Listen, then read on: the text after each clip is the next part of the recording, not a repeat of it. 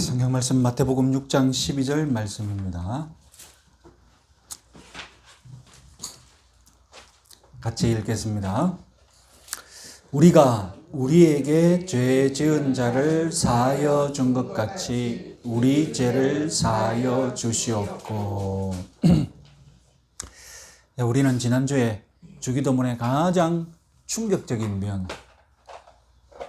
면을 주목했습니다. 주기도문은 우리 육체의 필요를 먼저 기도할 것을 가르친다는 것입니다. 예수님이 재건하신 이 하나님 나라는 밥심으로 사는 나라입니다.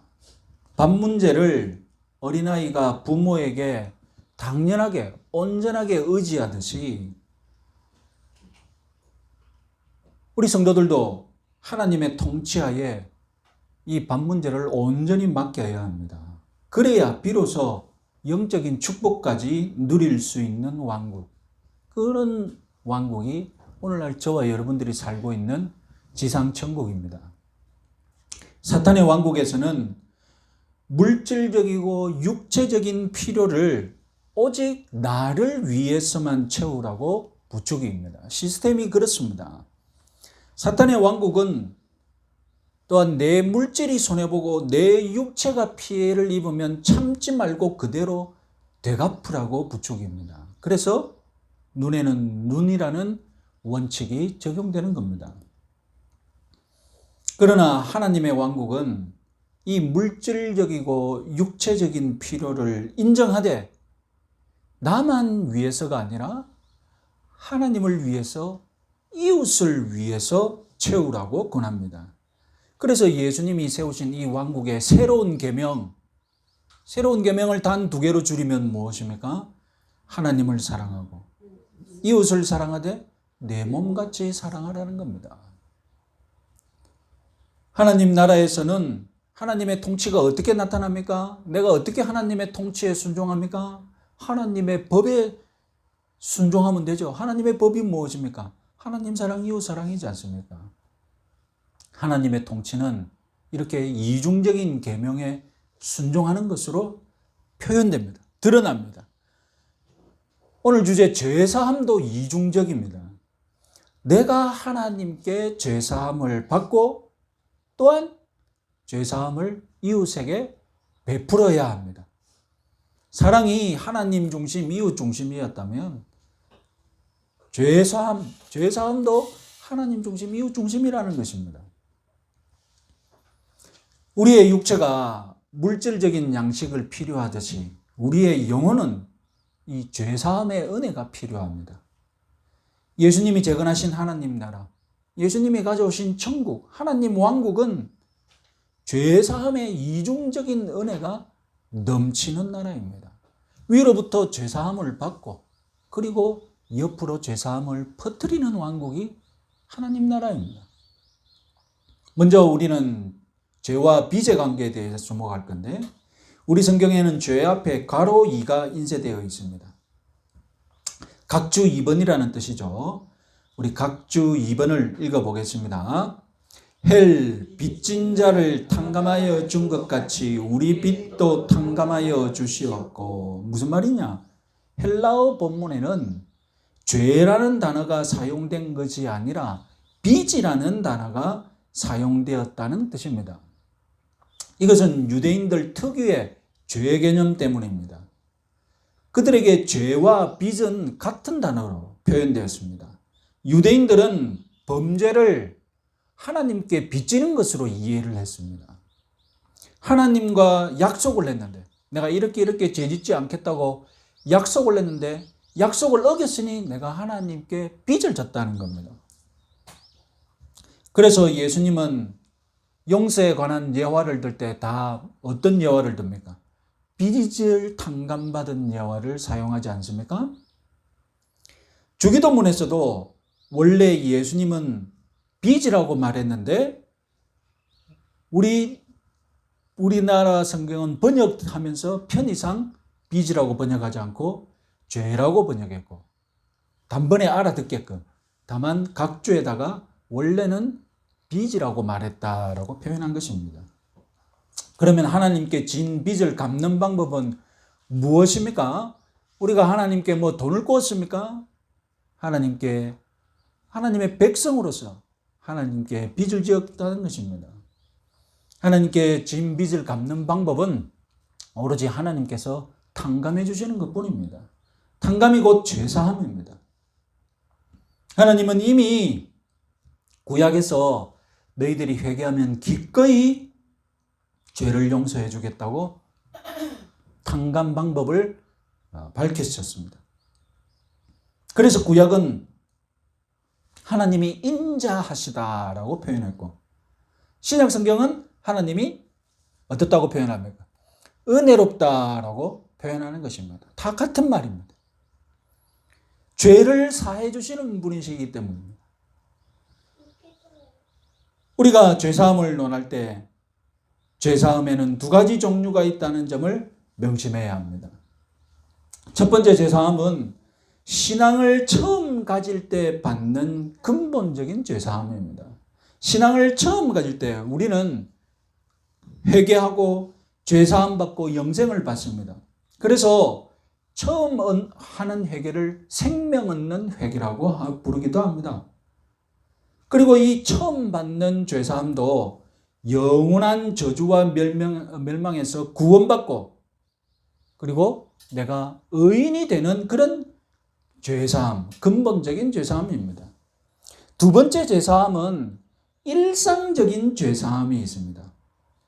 우리가 처음 믿었을 때 근본적으로 죄사함을 받되 의롭다 칭함을 받았지만 우리는 또다시 죄를 범할 수밖에 없는 연약한 죄인입니다. 그래서 우리는 날마다 회개하고 죄사함 받는 은혜가 필요합니다. 이것이 바로 우리들이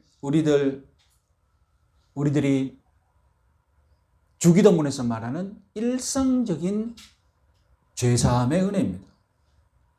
박옥수 구원파는 중생한 사람은 영원히 죄사함을 받았기 때문에 또다시 매일 죄사함 받는 것은 잘못됐다고 가르칩니다. 아니, 영원히 죄사함 받았는데 뭘 또 죄사함 받느냐는 것이죠. 영원히 죄사함 받은 것을 오늘 감사하기만 하면 되고 일상적인 죄를 회개할 필요조차 없다는 겁니다. 왜 이런 이단이 우리 성도들에게 먹혀들까요? 왜 이런 이단을 접하고 성도들은 설득될까요? 우리가 일상적인 죄를 짓고 회개를 반복하다 보면 어떤 의심이 듭니까?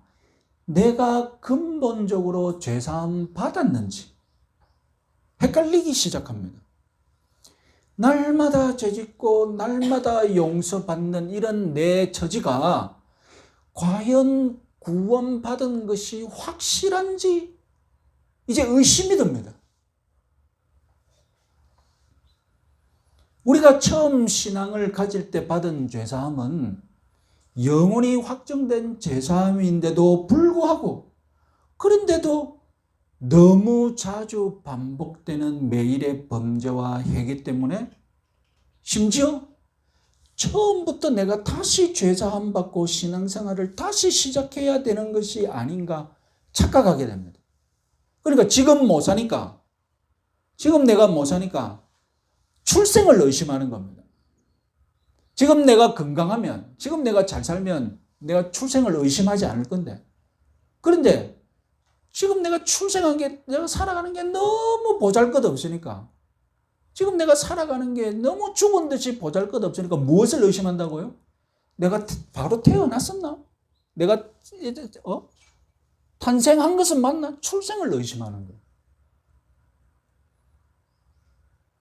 이렇게 첫 번째 죄사함을 확신하지 못하면, 근본적인 죄사함을 확신하지 못하면 우리는 정상적으로 신앙생활을 할 수 없습니다.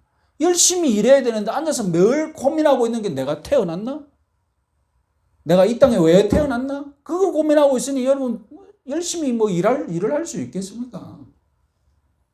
성장하지도 못하고 앞으로 나아가지도 못하고 항상 출발점으로 돌아갈 생각만 합니다. 아니 여러분, 100m든 마라톤이든 땅 출발했으면 어떻게 됩니까? 축자고 앞으로만 가야죠. 그죠? 100m면 막 숨도 안 쉬고 가고 마라톤이면 일정하게 가야 되죠. 한번 넘어져서 이 넘어진 선수가 무엇을 의심합니까? 내가 왜 넘어졌지? 그러면서 뭐 이 선수가 고민하는 게 뭡니까? 빨리 일어나서 다시 갈 생각은 안 하고 내가 출발은 바로 했나? 다시 출발선에 가서 지 혼자 다시 또 넘어져요. 그럼 다시 또 출발선에 가서 또 출발하는. 여러분 부흥 집회마다 손 들고 나와가지고 예수 믿겠다고 결심하는 사람 봤습니까? 못 봤습니까? 부흥 집회를 해마다 하면 해마다 손 들고 내가 예수 다시 믿겠다고 나오는 분은 계십니다. 그러니까 은혜 받으니까 그동안 살은 게 모두 뭐 자기가 거짓된 사람처럼 보이고 결국 무엇을 의심했습니까? 출발한 것을 의심한 거예요. 그러니까 해마다 뭘 결심합니까? 내가 다시 출발해야지. 다시 믿고 예수 다시 믿고 예수 다시 영접하고.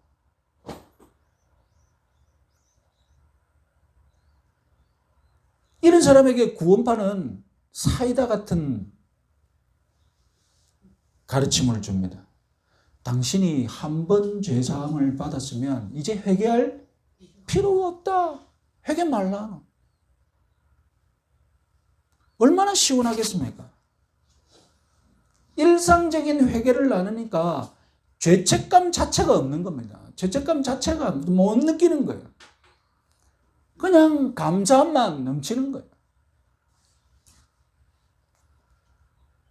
그러니까 다시 돌아가지 말 필요가 없어지니까 사람이 살아나는 겁니다. 그래서 많은 사람이 구원파에 빠지게 됩니다. 그럼 우리가 가르치는 교리는 무엇입니까? 우리는 100m를 하다 보면 100m든 마라톤이든 열심히 뛰다 보면 넘어질 수 있다는 것을 인정하면 되는 거예요. 넘어지는 것을 문제 삼을 것이 아니라, 그죠? 다시 돌아가지 말고 어떻게 하면 됩니까? 다시 뛰어가면 돼요. 다시 뛰어가면 되는 거예요.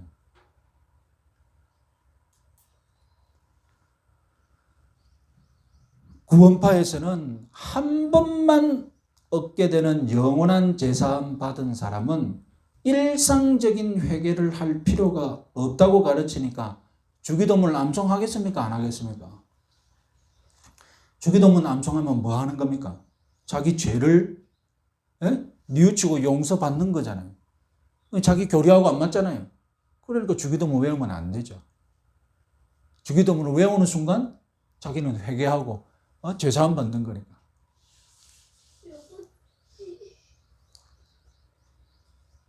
주기도문 안 외우면 그 사람은 구원파입니다. 여러분, 이처럼 근본적인 죄사함과 일상적인 죄사함을 우리는 둘 다 믿고 잘 구분하고 잘 실천하면 되는 겁니다. 근본적인 죄사함, 내가 믿을 때 죄사함 받았다는 거, 이건 뭐 의심하지 말고 그냥 당연한 건 내가 그 위에 서 있습니다. 그냥 여러분 땅 위를 걸어가는데 여러분 오늘날 저와 여러분들이 땅이 없다고 땅이 훅 꺼질 거라고 의심하지 않잖아요. 그건 그냥 근본적인 죄사함, 내가 믿을 때 죄사함 받았다는 것은 내가 서 있는 그냥 땅과 같은 겁니다. 땅과 같은 거예요. 그 땅을 걷다가 넘어질 수 있는 거예요. 내가. 그럼 넘어질 때마다 오뚜기처럼 벌떡벌떡 일어나서 다시 가면 되는 겁니다. 구원파는 뭡니까? 넘어졌더니 땅이 푹 꺼져 있다는 것을 알게 돼. 땅을 의심하는 거예요.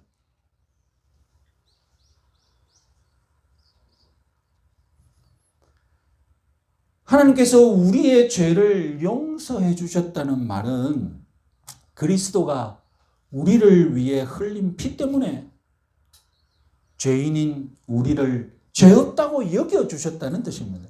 우리는 여전히 죄와 허물이 아직 많지만 하나님께서 법정에서 너는 죄인이지만 내가 의롭다고 인정해 주시겠다. 이렇게 선언해 버리셨습니다. 죄인으로 벌을 받아야 하는데 십자가로 인해 벌을 면해 주시고 거기다가 너는 의롭다. 내 자녀가 되었다. 우리의 신분을 바꾸셨습니다. 우리의 실제 모습은 아직 죄인인데 우리의 신분은 뭐로 변했습니까? 하나님의 자녀, 의로운 자녀로 신분이 갑자기 변화된 거예요. 이것이 바로 우리가 생명 얻는 회개를 하고 죄사함을 받은 덕분입니다. 요한복음 13장 10절 예수님은 죄사함에 관해 베드로에게 이렇게 말씀하셨습니다. 같이 한번 읽어보겠습니다. 이미 목욕한 자는 발밖에 씻을 필요가 없느니라. 이미 목욕한 자는 어떤 죄사함을 받은 사람입니까?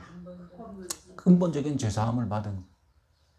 그런데 여러분 목욕해도 저녁에 집에 돌아오면 발을 씻어야 되겠죠? 물론 안 씻는 사람이 있습니다. 뭐 안 씻는 사람이 이상한 거지, 그죠? 발 씻는 사람이 이상한 게 아닌 거예요.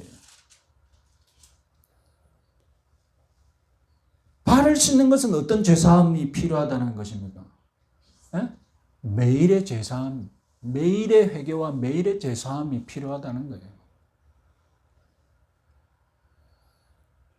주기도문은 예수님이 가져오신 지상 천국을 누려야 할 백성들을 위한 기도문입니다.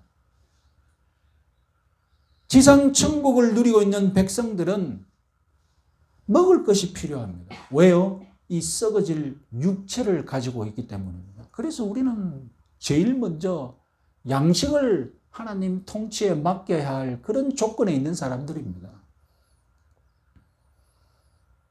지상 천국에 있는 우리들은 육체를 위해 매일 양식이 필요하듯이 우리 지상 천국을 누리고 있는 우리는 또한 연약하기 때문에 범죄해야 할 우려가 있고 그리고 범죄하면 매일의 죄사함이 필요한 존재입니다. 매일 양식을 먹듯이 우리는 매일 죄사함의 은혜를 먹어야 돼요. 이 두 가지 양식이 골고루 채워지지 않으면 한쪽이 병드는 거예요. 양식을 안 먹으면 육신이 병들고 죄사함의 양식을 먹지 않으면 우리 영혼이 병드는 거예요.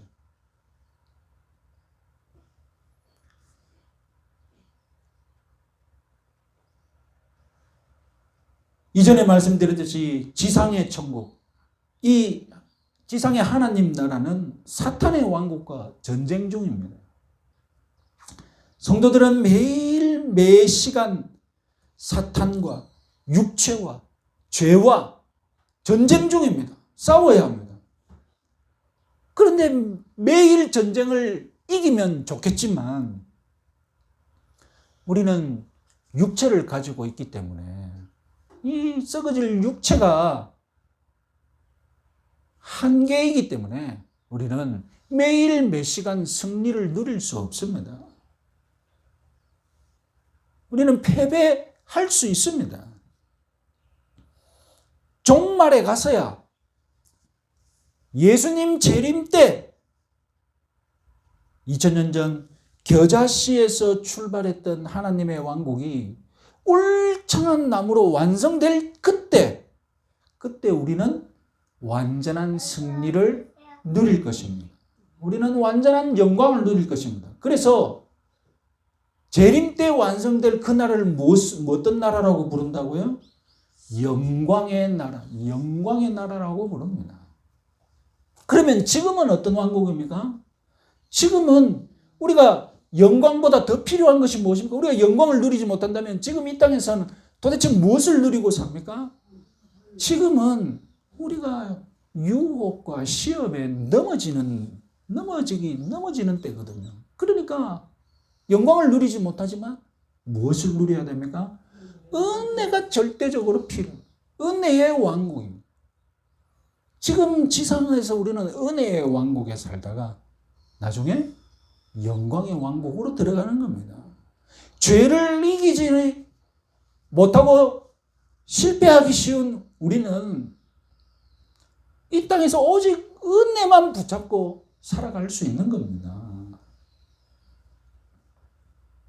은혜의 왕국에서 사는 삶의 가장 큰 특징이 도대체 무엇 때문에 우리는 이 땅에서 사는 동안 은혜의 왕국에서 산다고 말하느냐? 이 은혜의 왕국의 가장 큰 특징이 무엇입니까?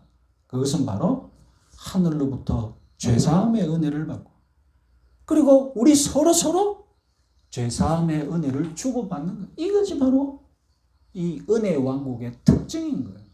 은혜 중에 은혜는 죄사함의 은혜인 줄 믿으시기 바랍니다. 우리는 죄사함과 회개의 관계에 대해서도 생각해 봐야 되겠습니다. 죄사함을 구한다. 내가 죄사함을 하나님께 청원한다. 이 행동이 가짜가 아니고 진짜라면 사실상 회개와 동일한 것입니다. 죄사함은 회개에서 시작합니다. 회개는 죄사함으로 끝납니다. 회개가 없는데 죄를 사해주면 어떻게 되겠습니까? 회개가 없는데 죄를 사해줍니다. 그러면 무슨 일이 벌어지겠습니까? 그 죄사함은 아무런 힘이 없습니다. 회개를 안 했는데 죄를 사해준다고 해보십시오. 이 사람이 감격하겠습니까? 죄사함 받은 것에 감사함도 없고 아무것도 없습니다. 그러면 죄사함은 무시당하고 맙니다. 회개가 없는데 죄를 사하면 죄사함은 어떻게 된다고요? 사실상 무시당하고 무효 처리됩니다. 반대로 회개했는데 죄사함이 없으면 어떻게 되겠습니까? 회개했는데 죄사함이 없으면 어떻게 되겠습니까? 무슨 일이 벌어지겠습니까? 다음부터 아무도 회개 안 합니다. 회개가 무시당하니까요. 그러니까 회개와 죄사함은 서로를 세워주고, 한쪽이 무시당하면 한쪽도 없어지는 관계입니다.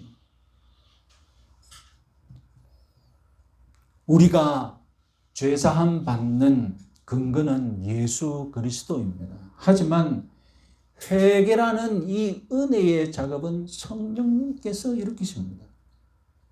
타락한 인생은 하나님께로 돌아올 마음이 없습니다.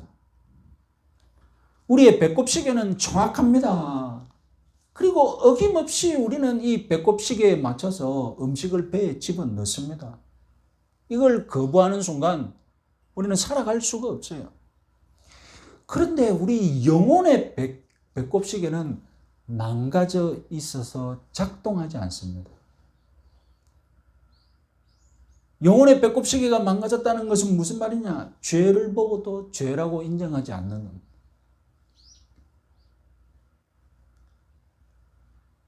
영혼의 양식을 먹지 않으니까 무감각해지고 무덤덤해지고 결국은 빈곤해서 말라 죽습니다. 물론 이 불신자들도 회개하는 것과 비슷한 행동, 자기 성찰이나 반성을 강조합니다. 그래서 소크라테스, 요즘 소크라테스 형 유명하죠? 테스 형 불러자고. 네?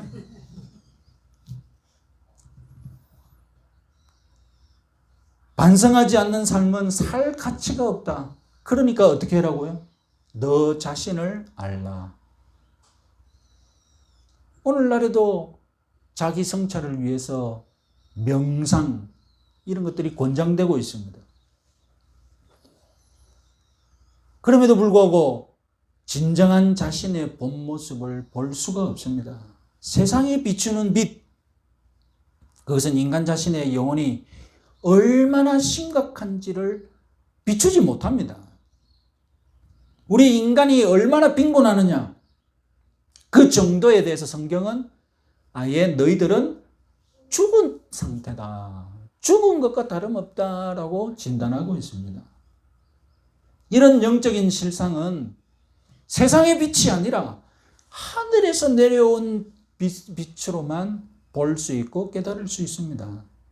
죽어있는 영혼이 먼저 살아나야 하지 않겠습니까?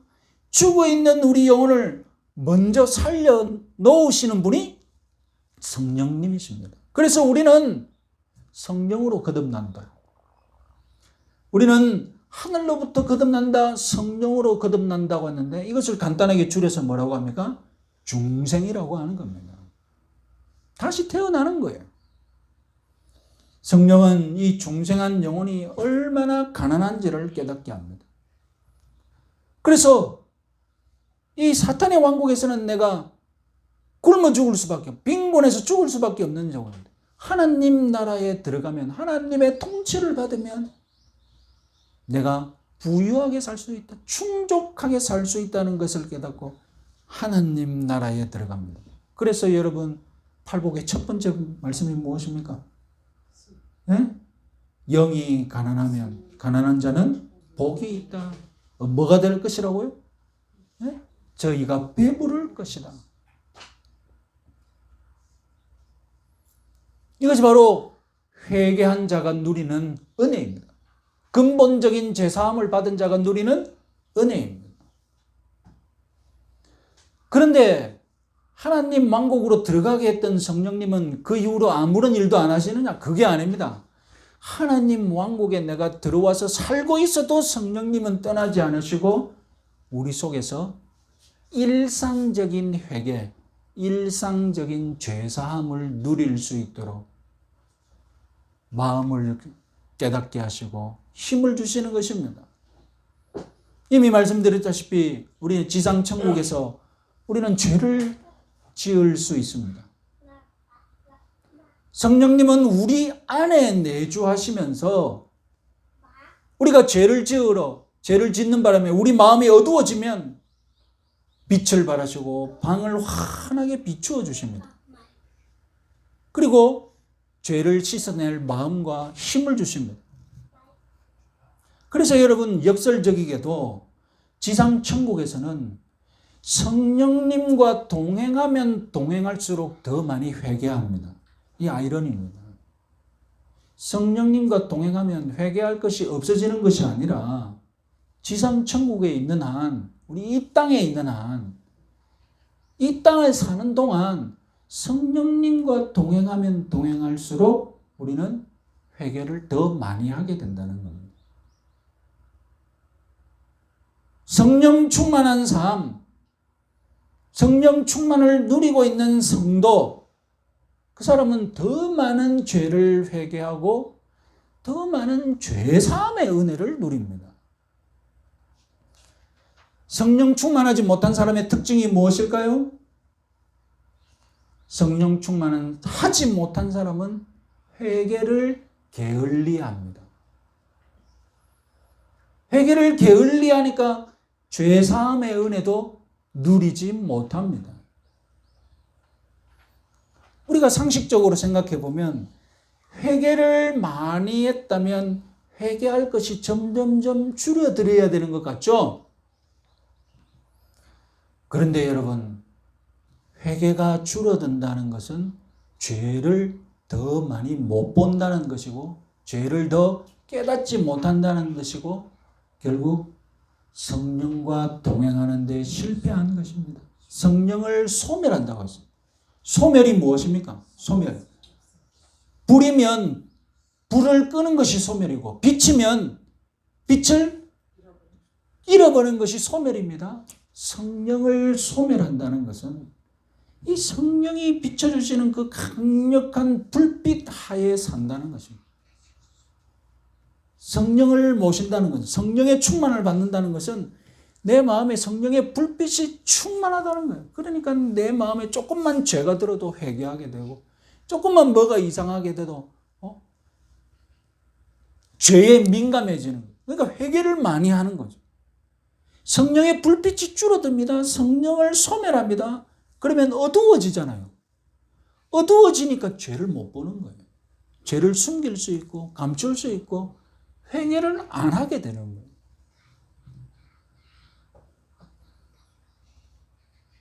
성령을 소멸하는 행동 무엇이라고요? 성령을 소멸하는 행동?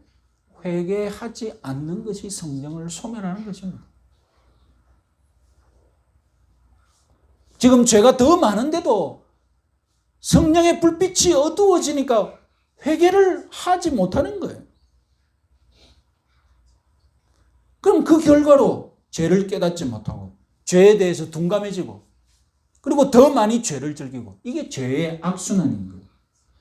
밝으면 밝을수록 죄를 더 많이 보고 회개 더 많이 하고 어두우면 어두울수록 회개를 안 하고 죄를 더 즐기고 그래서 여러분 사탄은 우리 사람들이 이 성령의 불빛 하에서 회개할까 봐 가장 걱정하고 있어요. 회개하지 못하도록 사탄은 깨어서 돌아다니고 있어요. 사람들이 죄사함의 은혜를 누리지 못하도록 우는 사자처럼 깨어 있는 거예요. 사탄이 우리 영혼이 깨어나지 못하고 회개하지 못하게 하는 방법이 무엇일까요? 그것은 바로 물질에 미치게 만드는 거죠. 그냥 물질로 배를 채우고 돈으로 배를 채우기만 하면 만족해야 하는 거예요. 그렇게 만족해서 계속 살아가는 거예요. 문도 영적으로 깨어서 회개하겠다고 설치냐는 거예요. 특히 열심히 돈을 벌어서 자수성가하게 되면 여러분 자기 삶에 대해서 어떻게 생각합니까? 대단히 자랑스럽게 생각하죠? 그렇잖아요. 내가 자수성가했으니 회개할 것이 없어. 그렇잖아요. 자수성가한 사람일수록 자기 삶에 자신감이 넘치고 자랑스러워 하잖아요. 회개와 전혀 상관이 없는 거예요.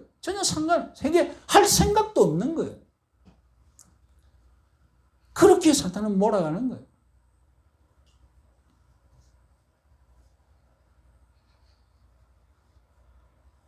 자, 여러분 요약해보면 회개하지 않으면 우리는 더 죄에 빠지게 됩니다.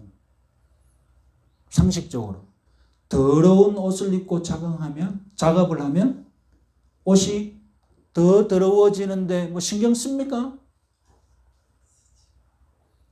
회개를 많이 하면 오히려 성령과 동행하면서 죄사함의 은혜를 더 많이 누리고 더 거룩해집니다.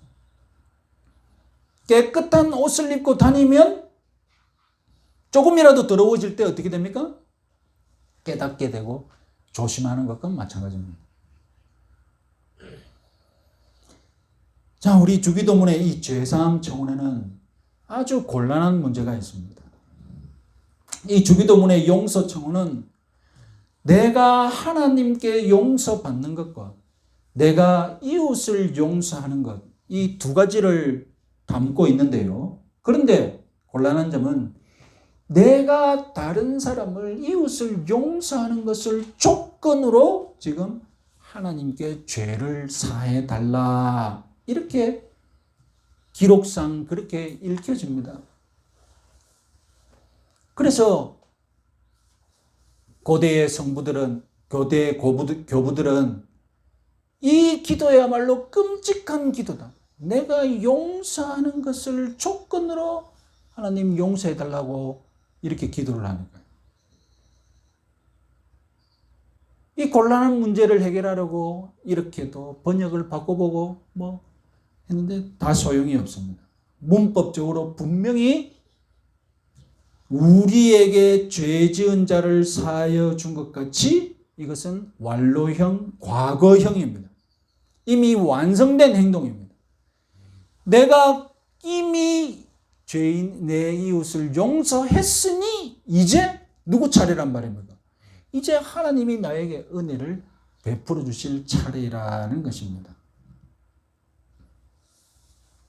이런 자세는 내가 다른 사람을 용서했으니 내 공로를 인정하고 나에게 용서함을 베풀어 주시오. 이렇게 뒤를 요청하는 것과 비슷하게 보인다는 겁니다.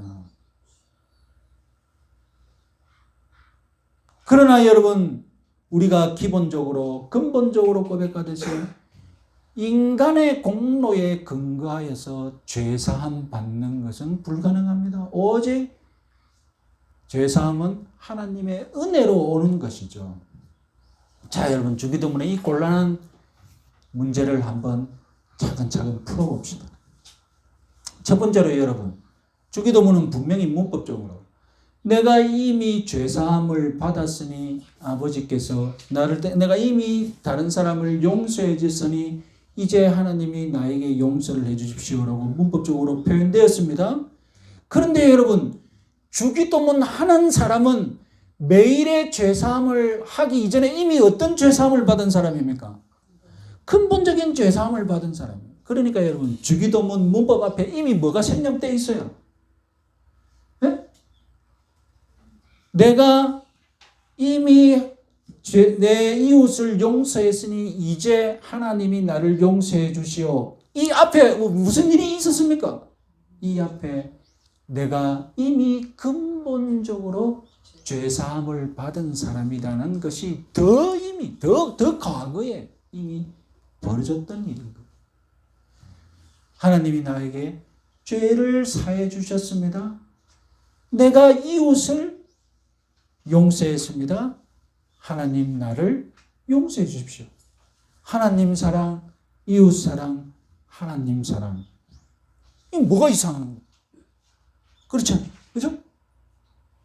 이것은 내가 이웃을 사랑한 것을 공로로 죄사함을 요구하는 것이 아니라는 것입니다.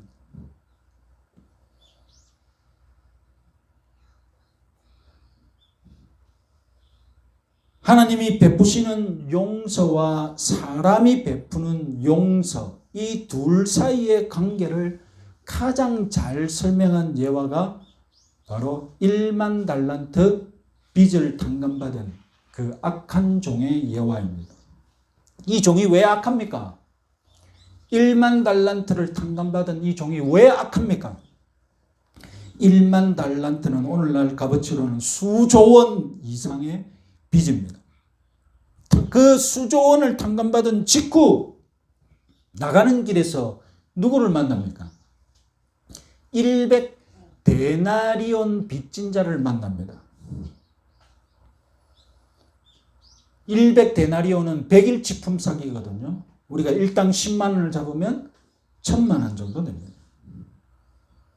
방금 수조 원 탕감받아 놓고 지금 자기에게 1000만 원 빚진 자를 만났을 때 이 사람이 어떻게 했습니까? 빚 안 갚는다고 옥에 가두어 버리죠.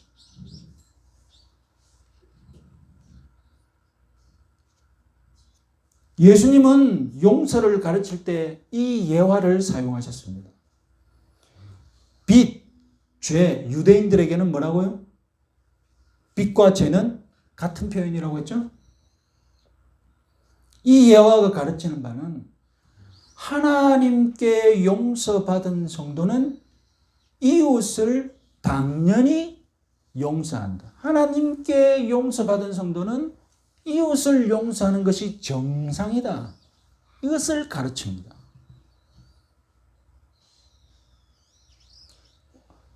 우리가 용서를 베푸는 것과 하나님이 용서를 베푸는 것이 왜 하나로 연결되어 있습니까? 그 이유는 하나의 은혜가 흘러가기 때문입니다. 하나님이 우리에게 베푸시는 은혜와 우리가 이웃을 베푸는 은혜는 다른 은혜가 아닌 거예요. 다른 은혜가 아닌 거예요. 하늘에서 내려온 은혜가 옆으로 퍼져나가는 거예요. 하나로 연결된 이 연결된 통로가 같은 통로라는 겁니다.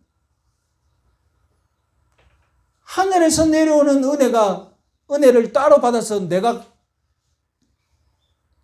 가지고 있다가 내가 새로운 은혜를 만들어서 용서 은혜를 베푸는 게 아니에요. 하늘에서 내려온 죄사함의 은혜가 나를 통해서 이제 다른 사람에게로 흘러나가는 거예요.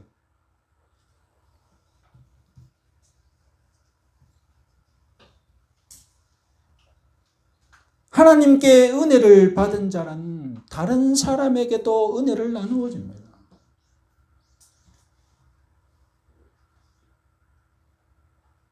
그러니 다른 사람에게 은혜를 나누어 주는 사람은 곧 무엇을 증명합니까? 저 사람에게서 은혜가 흘러나오네? 그러면 무엇을 다른 사람이 깨닫게 됩니까? 하늘로부터 은혜를 받은 사람이구나. 하늘로부터 은혜를 받았으니 지금 은혜가 흘러나오는 거잖아요. 그러면 은혜가 흘러나오지 않습니다. 그건 무엇을 입증하는 겁니까? 하늘로부터 은혜를 받은 것이 없다는 것을 입증하는 거예요. 그러니까 용서는 용서의 증거입니다. 첫 번째 용서는 무엇입니까? 용서는 용서의 증거다 할 때 첫 번째 용서는 무엇입니까? 이웃의 죄를 용서하는 것은 무엇의 증거입니까? 하나님께 용서받았다는 것의 증거라는 말입니다. 반대로 이웃의 죄를 용서하지 않는다면 무엇을 증거하는 거라고요? 내가 먼저 하나님께 큰 죄 사함 받은 사람이 아니라는 것을 증거하는 거죠. 내가 용서하지 않음으로써 내 스스로 내 자신의 큰 죄가 용서받았다는 것을 내 스스로 부인하는 거예요. 나는 은혜 받은 것 없어. 그러니 나한테서 은혜가 안 흘러가는 거예요.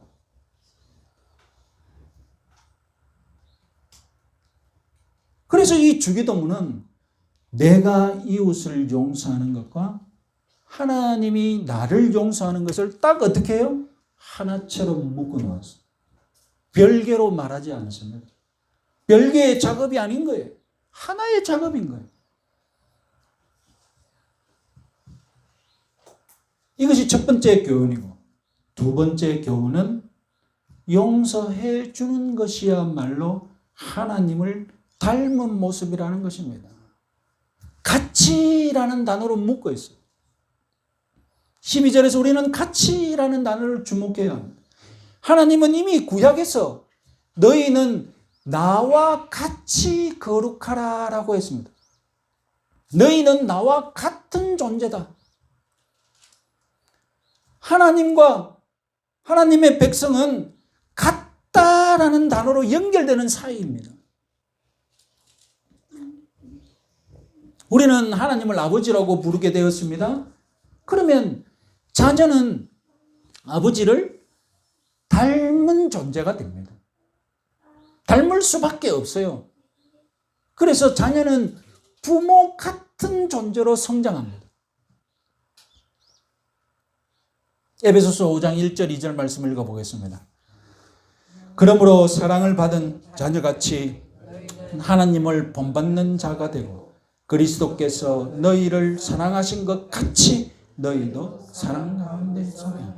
여기서도 여러분 주목되는 단어가 무엇입니까? 같이. 하나님과 우리 사이에 어떤 단어가 들어올 수 있다고요? 같이라는 단어가 들어올 수 있는 사이라는 말이면 우리는. 그래서 여러분 오늘날까지 유명한 고전 그리스도를 본받아라는 유명한 고전이 있습니다. 그리스도를 본받아. 그리스도를 본뜨겠다는 것. 그리스도 같이 살겠다는 것. 20세기의 고전은 예수님이라면 어떻게 하실까? 예수님이라면 어떻게 하실까? 이런 책 제목들이 아직도 사랑을 받고 있어요. 우리는 죄 사함에 있어서도 하나님같이 예수님같이 살아야 합니다. 그래서 주기도문은 내가 예수님을 닮도록 내가 예수님을 닮겠다는 것, 내가 하나님같이 용서하겠다고 서약하는 기도이기도 합니다. 내가 하나님의 자녀라서 하나님같이 용서했습니다. 하나님도 나를 용서해 주십시오. 그리고 앞으로도 내가 하나님을 닮도록 용서하며 살겠습니다. 이렇게 서약하는 기도가 주기도문이라는 것입니다. 결론적으로 주기도문은 내가 하나님같이 행동하고 하나님같이 살겠다, 하나님같이 용서하며 살겠다고 서약하는 기도임을 믿으시기 바랍니다. 찬송가 200